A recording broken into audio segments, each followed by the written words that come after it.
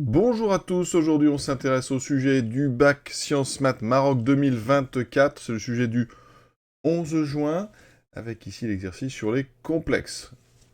Donc, deux parties, on démarre tout de suite, on est donc dans le plan complexe, donc rapporter un repère orthonormé direct au UV, on considère une équation dans C d'inconnu Z, et donc on va étudier ici dans cette partie 1 l'équation E alpha, donc il y a un paramètre alpha, alpha étant un complexe, donc E alpha c'est Z carré moins 2IZ plus alpha égale 0. Donc, question numéro 1, montrer que le discriminant de cette équation est delta égale moins 4 fois 1 plus alpha. C'est une question assez simple, donc delta, alors ici, donc moins 2i au carré, c'est b carré moins 4ac, donc moins 4 fois 1 fois alpha. On va doucement, moins 2i au carré, ça fait donc moins 2 au carré 4 fois i carré, donc moins 4 alpha, on factorise par moins 4, effectivement, ça donne bien moins 4 fois 1 plus alpha. Donc pour l'instant, c'est tranquille. Pour la deuxième question, on nous demande de déterminer l'ensemble des valeurs alpha pour lesquelles l'équation E de alpha admet dans l'ensemble C deux solutions distinctes. Donc, c'est une équation à du second degré. Elle admet deux solutions distinctes, donc si le discriminant est non nul. Donc si delta est différent de 0. D'accord? Donc ici, ça équivaut donc à avoir, on vient de calculer delta, donc moins 4 fois 1 plus alpha différent de 0. Donc 1 plus alpha différent de 0. Et donc alpha différent de moins 1. Donc on a deux solutions distinctes si et seulement si alpha est différent de moins 1. Et si alpha est égal à moins 1, alors ça équivaut au fait que E de alpha a une racine, enfin une solution dite double, d'accord, a une unique solution.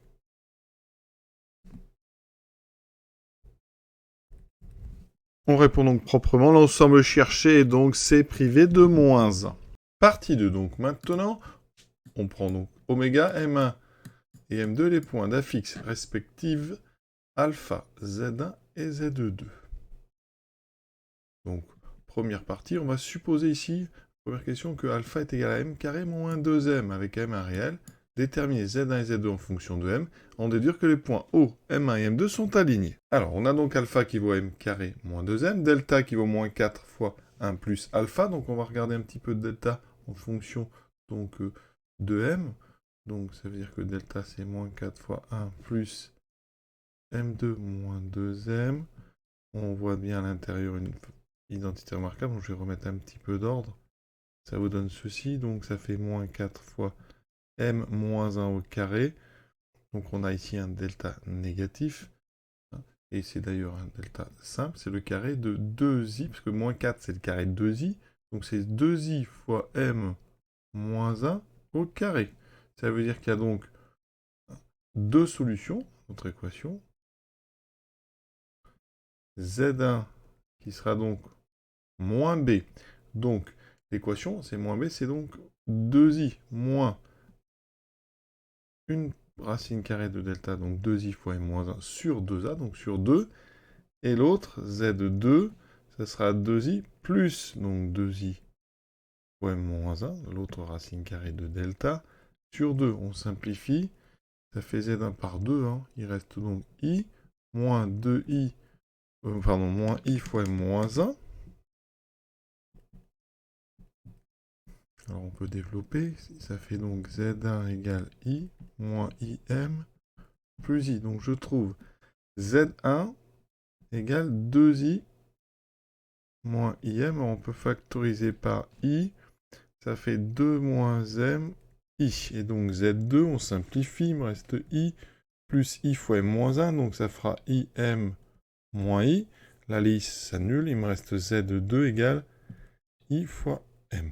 Donc Z1, on va faire un petit bilan. Z1, 2 moins MI, et Z2, IM, ou dans l'autre sens, il n'y a pas d'ordre. Vous pouvez vérifier d'ailleurs, hein, si vous avez un petit doute.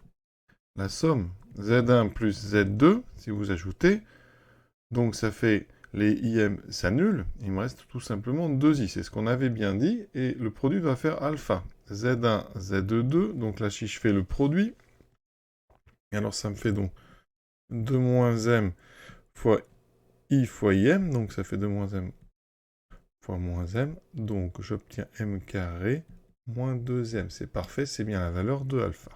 Pour l'alignement des points, donc là c'est la question petit a, question petit b. Là, on va passer par la colinarité des vecteurs. Ça évitera de considérer des angles, et donc d'avoir à vérifier qu'on a bien des points qui sont distincts. Donc on va faire l'affixe du vecteur donc ZOM1. Donc vous savez que c'est Z1 moins ZO. ZO vaut 0, donc c'est juste Z1. Donc 2 moins MI. L'affixe de OM2, c'est donc Z2 moins ZO. Et c'est donc du IM ou MI. Qu'est-ce qu'on remarque? Eh bien tout simplement que M fois ZOM1 est égal à M moins 2 fois ZOM2. Donc, les vecteurs OM1 et OM2 sont collinéaires. Donc, les points O, M1 et M2 sont alignés. Et il peut même y avoir parmi eux des points qui sont confondus, puisque vous voyez, j'ai évité de procéder par des divisions. Et on rappelle que U et V sont collinaires si il existe deux constantes, alpha et bêta réelles, telles que alpha U est égal à bêta fois V. D'accord? Donc j'ai cette définition que j'ai utilisée pour éviter d'avoir à gérer le cas où OM1 ou OM2 seraient des vecteurs nuls. C'est-à-dire que le cas ici où M par exemple serait égal à 0 ou le cas où M serait égal à 2. Pour faire autrement, on pourrait faire comme ceci. Pour ceux qui veulent éviter les vecteurs, pour M égale 0, cette 2 vaut 0, donc O égale M2, donc O, M1 et M2 sont forcément alignés. Il n'y a que 2 points maximum. Pour M égale 2, cette fois-ci, c'est Z1 qui vaut 0. Donc le point O et le point M1 sont confondus. Donc ça veut dire que O, M1 et M2, il y a au maximum 2 points. Ils sont donc alignés. Ensuite, vous dites donc pour M différent de 0 et M différent de 2, et bien dans ce cas-là, on peut dire que Z1, par exemple, c'est un multiple de Z2. Il suffit de faire Z1, vous allez donc dire que c'est Z2 fois quoi? Donc pour avoir Z1, il faut multiplier par M divisé par M par 2 moins M. D'accord? Avec donc M sur 2 moins M qui est réel. D'accord? Ça veut dire que donc Z1 et Z2 sont des multiples par un multiple réel. Ça veut dire que Z1 sur Z2 appartient à R. Or, vous savez que, eh bien, si on veut l'angle OM2, OM1, l'angle orienté, il faut avoir l'argument du complexe. Hein. C'est l'argument, donc évidemment, modulo de pi. Bon, c'est l'argument, donc, de, hein, rappelez-vous, donc Z1 moins ZO, donc ZM1, si on veut les points, sur ZM2 moins ZO. Et c'est exactement ce qu'on vient de calculer. Z1 moins ZO. Donc ça, donc modulo de pi, ça veut dire qu'ici ça appartient à R, donc ça veut dire que OM2, OM1, l'angle orienté, hein, eh bien, il est congru donc à 0 modulo, ici pi, puisqu'on peut avoir un réel positif ou négatif, vous voyez, c'est un réel d'ailleurs ici, appartenant à R étoile, puisqu'on a dit que M était différent de 0, hein, donc il n'y a pas de souci, et donc on a bien ici un angle plat ou un angle nul, donc O, M1 et M2 sont alignés. Donc question 2, maintenant on va supposer que les points O, M1, M2 ne sont pas alignés. Alors nous, on vient de montrer quelque chose d'intéressant, c'est que si alpha est égal à M carré moins 2M, eh bien ça impliquait que O, M1 et M2 sont alignés. Donc si je prends la contraposée, ça veut dire que O, M1 et M2 non alignés implique que alpha ne peut pas s'écrire M carré moins 2M avec M appartenant à R. Donc on verra, ça nous servira certainement. Donc, il faut montrer, dans la question 1, que Z1, Z2, imaginaire pur, équivaut à partie réelle de Z1, Z bar égale à 0. Tout d'abord, Z2 est différent de 0. Pourquoi? Car le produit Z1, Z2, il vaut alpha. Et on sait que alpha ne peut s'écrire donc m carré moins 2m, avec m appartenant à R. Ça veut dire que si je prends m égale 0, ben ça s'écrirait 0 carré moins 2 fois m. Ça veut dire que alpha est différent de 0. Voilà. Donc, Z1, Z2, le produit est différent de 0. Donc, comme le corps des complexes est intègre, ici un produit nul, ça veut dire que Z1 est différent de 0 et Z2 est différent de 0. On peut donc considérer Z1 sur Z2. Z1 sur Z2, donc imaginaire pur. Alors, ça équivaut à quoi? Ça équivaut donc à la partie, donc c'est un imaginaire pur, la partie réelle de Z1, Z2 est égale à 0. D'accord? Or, Z1 sur Z2, je peux multiplier en haut et en bas par Z2 bar, ça fait Z1, Z2 bar sur Z2, Z2 bar. Or, je rappelle que quand on prend Z, Z bar, ça fait le module de Z au carré. Ici, on a Z2, Z2 bar, donc Z2, Z2 bar, c'est donc le module de Z2 au carré. Je rappelle qu'on a montré que Z2 était non nul, donc ça veut dire que le module de Z2 au carré est donc strictement positif, c'est un carré non nul. Ça veut dire qu'ici, donc notre partie réelle ici, eh bien ça revient à partie réelle de Z1 sur Z2 sur le module de Z2 au carré, qui est un réel strictement positif. D'accord? Donc Z2 carré appartient à R plus étoile. Eh bien ça veut dire qu'ici, Z1 sur Z2 bar sur le module Z2 au carré, eh bien ça a la même partie. Si c'est nul, ça veut dire que la partie réelle de Z1, Z2 bar est aussi égale à 0, puisque vous ne faites que diviser le premier par un nombre réel strictement positif. Donc la partie réelle ne change pas. Si elle était nulle, elle reste nulle, et donc il y a bien équivalence. Et donc on arrive à ce qu'on voulait. La partie réelle de Z1, Z2 bar est bien égale à 0. Question B. Alors c'est une question assez simple celle-ci. On a un module de Z1, Z2 au carré. Il faut montrer cette égalité.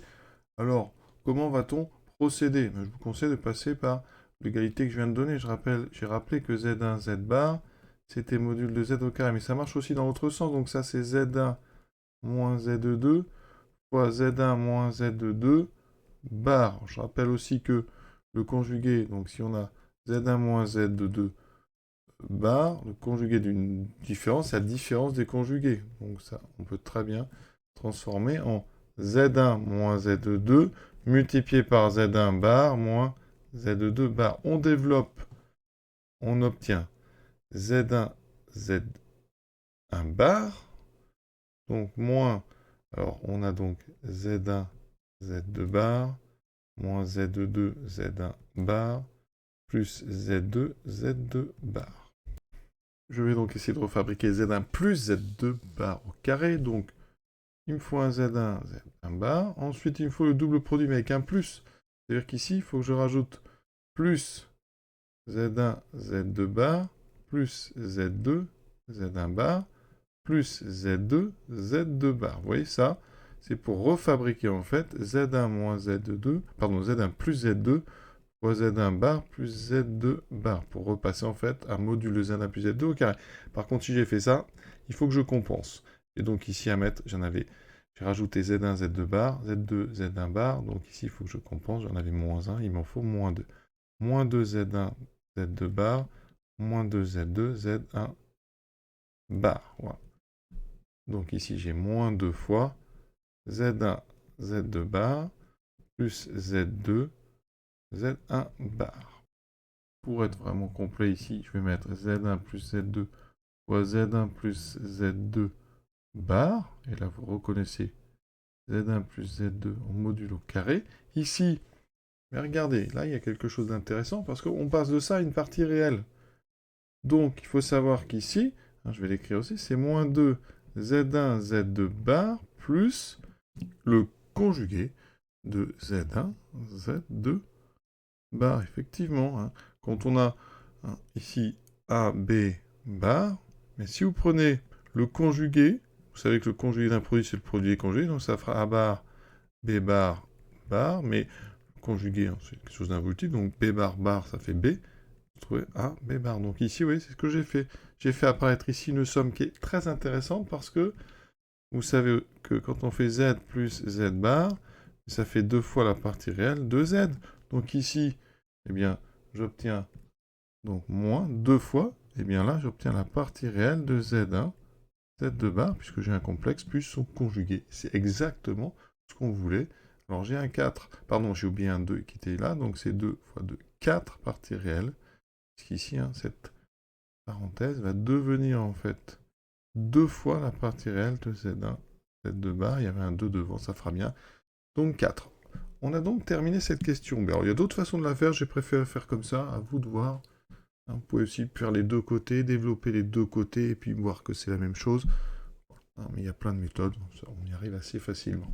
Maintenant, question aussi. Alors, il y a en déduire, donc on va essayer vraiment d'utiliser tout ce qu'on vient de faire. Alors, donc on part de Z1 sur Z2, imaginaire pur. Donc on en a déjà parlé, on a montré que c'était équivalent, et ça c'est la question A, c'est équivalent à partie réelle de Z1, Z2 bar égale 0. Et si j'utilise la question B, en mettant un peu tout, en mettant le Z1 plus Z2 module au carré de l'autre côté, j'obtiens ici que la partie réelle de Z1, Z2 bar, c'est en fait un quart de Z1 plus Z2 en module au carré, moins Z1 moins Z2 au carré. Et ça, c'est égal à 0, égal à 0, puisque c'est la partie réelle. Oui. J'ai transformé juste cette, ici, égalité. J'ai mis la partie réelle à gauche, et ici, la soustraction à droite. J'obtiens exactement ceci, on divise par 4. Donc le 4, on va l'enlever. Ça veut dire que j'ai Z1 plus Z2, donc module au carré, moins Z1 moins Z2 bar, égale à 0. Et il faut se rappeler, là, il faut un petit peu de mémoire, que Z1 plus Z2, on l'a déjà calculé, ça fait 2i. Ça veut dire qu'ici, comme Z1 et Z2, c'est les solutions de notre équation alpha, Z1 plus Z2, ça fait 2i. Donc là, j'ai module de 2i au carré, qui est donc égal à module de Z1 moins Z2 au carré. Donc, on a des modules, donc module de 2i, c'est 2, donc au carré, ça fait 4, égale donc à module de Z1 moins Z2 au carré. Un module, c'est positif, donc ça me donne Z1 moins Z2 en module égale à... Question 3, petit a. Montrer que Z1 moins Z2 au carré égale delta. Alors, ici, c'est pas très compliqué. Il faut par contre y penser. Vous allez voir, on fait Z1 plus Z2 égale 2i. On sait ensuite que... ce sont des solutions. Rappelle que Z1 et Z2, c'est les solutions de Z2 moins 2iZ plus alpha égale 0. D'accord? Donc ici, si je veux montrer que Z1 moins Z2 au carré égale delta, qu'est-ce que je peux faire? Alors, une façon de faire, c'est que ça au carré, une formule, c'est que c'est Z1 plus Z2 au carré, moins 4 Z1 Z2. Ça, c'est toujours vrai, vous pouvez développer. Et donc ici, eh bien, on sait que Z1 plus Z2, c'est 2i, donc ça fait 2i au carré, et 4 Z1 Z2. Alors Z1 Z2, on avait montré que c'était alpha, donc moins 4 alpha. Ce qui me donne, donc ici, moins 4 alpha. Je factorise par moins 4, ça fait moins 4 fois 1 plus alpha. Vous reconnaissez exactement le delta qu'on avait trouvé. Donc vous voyez, c'est assez simple, à condition d'utiliser cette petite formule, identité remarquable un petit peu, a moins b au carré, c'est a plus b au carré, moins 4 ab. Question 3, alors c'est un bilan un peu de tout ce qu'on a fait. Détermine l'ensemble gamma des points oméga pour que le triangle OM1, M2 soit rectangle en haut. Alors, je rappelle que oméga, c'est le point d'affixe alpha. D'accord? Alors, il faut déjà un triangle OM1. Donc, OM1, M2, est-ce que c'est un triangle déjà? Ça, c'est important. Eh bien, ça équivaut à quoi? Donc, au fait que OM1 et M2 sont distincts. Et donc, ça veut dire qu'il faut que Z1 soit non nul, Z2 soit non nul, et Z1 soit différent de Z2. Alors, Z1 égale 0, ça équivaut à quoi? Si vous regardez, Z1 égale 0, ça veut dire que ça équivaut à alpha égale 0. D'accord? Donc ici, déjà, on va prendre alpha, alors différent de 0. Pour Z2 égale 0, ben, c'est équivalent pareil, on a Z1, Z2 qui vaut alpha, donc ça fait alpha égale 0. Donc, c'est bon. Et pour Z1 différent de Z2, donc rappelez-vous, Z1 égale Z2, on a vu, c'était la question, donc 1b, je demandais un petit peu ce qu'elle faisait, eh bien, on avait trouvé que Z1 est égal à Z2 si alpha était égal, rappelons-nous, il fallait que delta soit égal à 0, donc alpha est égal à moins 1. Donc ça veut dire que là, déjà, on va prendre alpha différent de 0, et alpha différent de moins 1. Donc maintenant, on va travailler pour alpha donc différent de 0 et de moins 1. On veut un triangle OM1, M2 rectangle. Donc je peux déjà considérer que c'est un triangle, hein, puisque j'ai pris alpha différent de 0 et de 1. On a bien 3 points distincts. Donc rectangle en haut, ça équivaut à quoi? Les points étant distincts, je peux considérer les angles. Donc OM2, OM1, et donc congru à, c'est un triangle rectangle, à pi sur 2 modulo pi. D'accord? Je rappelle qu'un angle inventé, c'est l'argument d'un quotient. C'est l'argument de ZM1 moins ZO sur ZM2 moins ZO. Et ça, c'est congru à pi sur 2 modulo pi. Et si on passe avec les parties, eh bien, les parties imaginaires, eh bien, regardez, un argument égal à pi sur 2, avec un complexe ici qui est non nul, eh bien, ça veut dire qu'en ayant alpha différent de 0 et de moins 1, on a donc le complexe Z1 sur Z2, qui est un imaginaire pur. Et on peut, en fait, utiliser la question 2. Question 2, on a bien des points qui sont pas alignés. On a vérifié que, d'accord, ils étaient distincts. On avait ici un angle pi sur 2, donc ils ne sont pas alignés. Je peux donc utiliser la question 2. Question 2, OM1, M2 sont non alignés. D'accord, puisqu'il y a un angle droit, un angle droit. Et donc je peux appliquer la 2C. Z1 sur Z2 imaginaire pur, ça équivaut à module de Z1 moins Z2 égale 2. Là, on a des nombres positifs, donc ça équivaut au carré égaux. D'accord, Z1 moins Z2 au carré égale à 4. D'accord, puisque de toute façon, ça reste des modules. Et ici, on a Z1 moins Z2. Mais regardez ce qu'on a fait en 3A. C'est pour ça que là, la question, elle est sympa, parce qu'elle fait vraiment le bilan. En 3A, on a montré que Z1 moins Z2 au carré égale à delta. Donc, si je passe au module, le module de Z1 moins Z2 au carré égale le module de delta. Le carré d'un module, c'est le module des carrés. Donc ici, eh bien, j'ai module de Z1 moins Z2 au carré qui est égal au module de delta. D'accord? Donc ici, ça équivaut donc à module de delta égale 4. Or, delta, eh bien, c'est moins 4 fois 1 plus alpha. Oui, on va revenir sur alpha. Et bien sûr, c'est la question, on cherche l'ensemble des points oméga d'affixe alpha. Donc ça veut dire que le module de moins 4 fois 1 plus alpha est égal à 4. Alors, on peut sortir le 4 sans aucun problème. Le moins va disparaître, c'est un module. Donc il reste module de 1 plus alpha est égal à 1. D'accord, on n'oublie pas quand même que alpha doit être différent de 0 et de moins 1. On se rend compte d'ailleurs que pour alpha égale 0, il y a égalité. Donc il ne faudra pas oublier d'enlever alpha égale 0 à la fin. Donc ici, on a un module égal à 1. Eh bien, un module, je vais écrire alpha moins moins 1 égale à 1. J'ai ici le module d'une différence. Et donc, ça va se transformer en longueur. Alors, évidemment, il faut introduire un nouveau point. Le point A d'affixe moins 1. D'accord? Le point oméga, il est d'affixe alpha. Donc, ça se traduit en, eh bien, la longueur oméga A est égale à 1. D'accord? Ça veut dire que oméga appartient au cercle de centre A de rayon 1. Sans oublier que alpha, on ne peut pas être égal à 0 ou à moins 1. Donc, bilan. On remarque que pour alpha égale moins 1, module de 1 plus alpha n'est pas égal à 1. D'accord? Donc ça veut dire que c'est pas la peine d'enlever le point d'affixe moins 1 du cercle parce que c'est le centre. Donc vous voyez, c'est alpha moins 1, c'est le centre. Donc oméga étant sur le cercle de centre A, ça veut dire qu'ici, oméga, le point A, on n'a pas besoin d'enlever du cercle, il n'y est pas. Par contre, pour alpha égale 1, égale 0, on a bien 1 plus 0 qui est égal à 1, donc ça veut dire qu'il va falloir enlever le point O. Ça veut dire que bilan, le point donc oméga, il appartient au cercle de centre A de rayon 1, privé du point O, qui est bien sur ce cercle. Le point O, c'est l'origine. Et donc, conclusion, avec la lettre gamma, ce sera mieux l'ensemble donc qu'on cherche.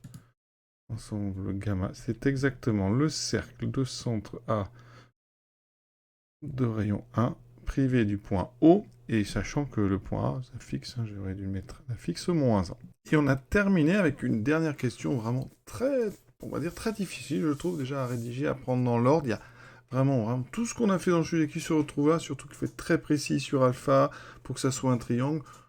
Et donc vous voyez qu'on trouve un cercle privé d'un point. Donc voilà, j'espère que ça vous a permis de bien comprendre. Voilà. Je vous souhaite une bonne fin de journée, à bientôt.